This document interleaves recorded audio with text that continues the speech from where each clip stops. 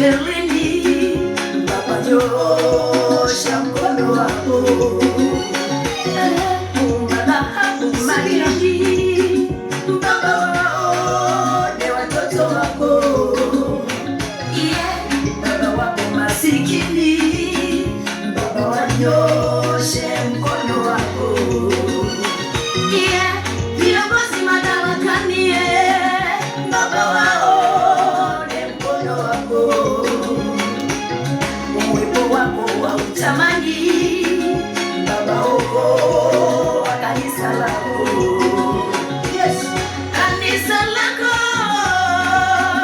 nalo lione mkono wako wa kutamani. Baba nyosha mkono wako.